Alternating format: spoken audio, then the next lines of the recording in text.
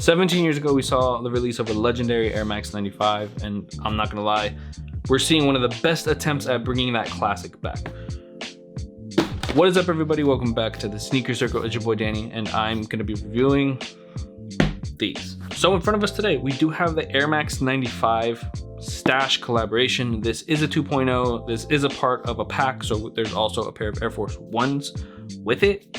And today we're gonna look at how this isn't just a retro, it is literally the second part, a 2.0. So let me go ahead and get all of this out of the box and we'll just get straight into it. Okay, out the box on the table. Let's get it straight to the middle. And here we have probably one of my favorite 95s since the work Cortez did with Nike. So just like the Cortez we saw last year, Nike and Stash have blessed us with an original themed box. So this orange tan box is what you would normally see most of the classic Air Maxes from the early 2000s just living in. And a nice little detail I'm actually seeing about this one is that for this release, we have that Stash blue just running through the middle. And on the inside, we do get some of his work. So I honestly think that's such a nice touch.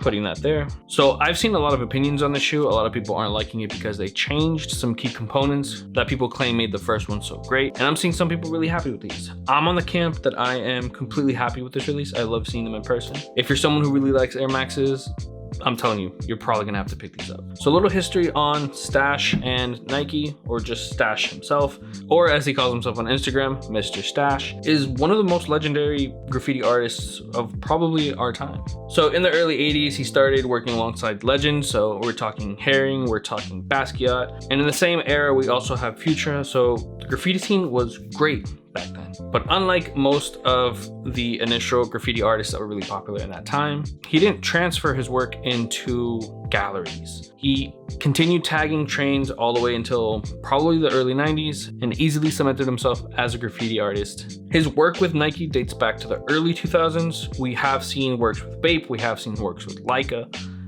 The Stash brand has been everywhere, and in every collaboration, he's been able to incorporate his love for graffiti and his work. The original version of these released in 2006, so a year before I started collecting Jordans. A lot of his work has been Air Maxes, a lot of his work has been stuff that he's really close to. In the box itself, we were actually blessed. So I got these off his website. These officially release everywhere tomorrow, or today when this video releases. I got my pair from Stash directly, and it comes with this little shoe box that has an infographic of all his work. So here we have some key releases. Again, you're seeing a lot of Dunks, you're seeing a lot of Air Force Ones. And I really like that these aren't being dubbed as a normal retro, they are being dubbed the 2.0. Same with the Air Forces. Now this, I like this. I'm a sucker for little features. Now what makes these a 2.0 is that they kind of changed core components of the 95. A lot of people don't like that, and a lot of people are passing on these because they're not one-to-one. They're not exactly the same as the 2006 pair. One place we can really start are the colors themselves. This is still the blue he uses in the 2006 pair. In the 2006 pair, this obsidian was a little bit lighter. These are a little bit darker. I do think that's due to age. Again, a lot of the pictures we're seeing of 2006s are aged 18 years almost. So I do think that affects the way it looks. But one of the bigger changes is this part right here on the 2006 was a piece of nubuck.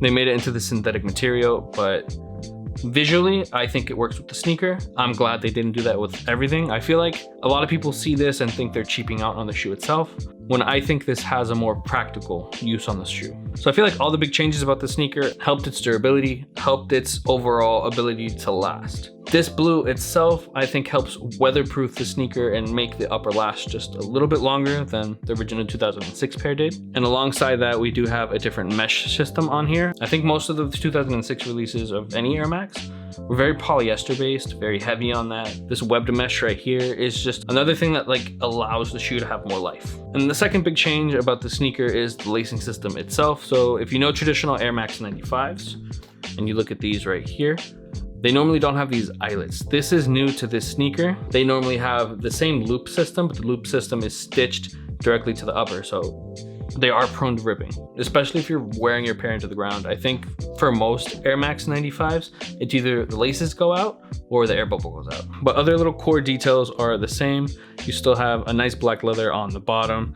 We have this obsidian right here, and it just gradients into his other blues, this being the Harper blue, or maybe this. And then you still have those speckles that he's known for. So like I was saying, a lot of his work, collaborative work, references his work as a graffiti artist. And you're seeing that on the soles of this. Probably not as in your face as the 2006 pair, but I do kind of like that. And then the third big change is now we don't have a padded tongue. Right here, we do have a stash pocket. So the Stash Air Max 95s have a stash pocket. Super clever. So there you go. You can hide whatever you want in there, gold doubloons. No one's judging you. And then back onto the tongue itself, we have these removable Velcro patches now. I think that's super dope. You have his logo on the back. Right here, you have his artistic signature. And right here, you have some of the logos he's used in the past. So these are more brand heavy when it comes to it, because the 2006 pair had no branding on it whatsoever. Nike didn't really do that back then. And then right on the bottom, you have more hits with his signature. So when it comes to sizing on these, I actually went half a size up for this release. Air Max 95s traditionally fit super snug. The last pair I got in my true size, which is a 10.5. I have to wear those super loose right now. I actually did want a pair I could tie, I could just wear really comfortably, so I went to an 11 in these, and I don't regret it. They have that snug feeling still. They're not the type of shoe that fits loose on you. Sizing half up if you already know your traditional Air Max size. When these leaked last year, a lot of people were thinking it was going to be the Air Max Day release.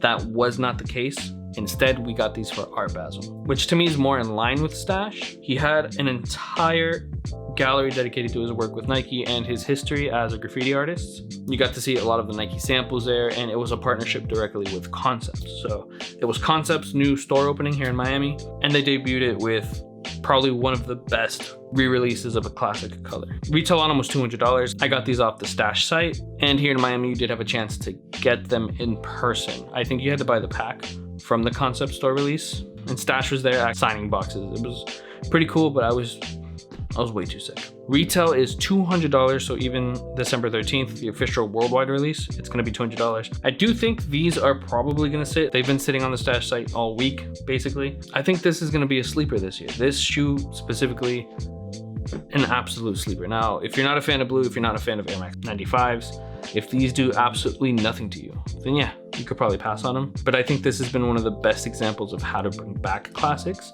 without necessarily hurting the original's image, if that makes sense. Like, these are a very good 2.0. I do wish other classics were reintroduced the same way. I just love that these had a whole theme, story, and a pretty good executed release alongside with it. If you're an Air Max fanatic in any way, shape, or form, definitely try to pick these up. And if you can get them under retail, that's honestly even better. All right, so I'm gonna go ahead and throw these on feet. I'm gonna catch you guys in the next video. Thank you for the support. Thank you for watching if you made it this far, and I'll see you guys in the next one.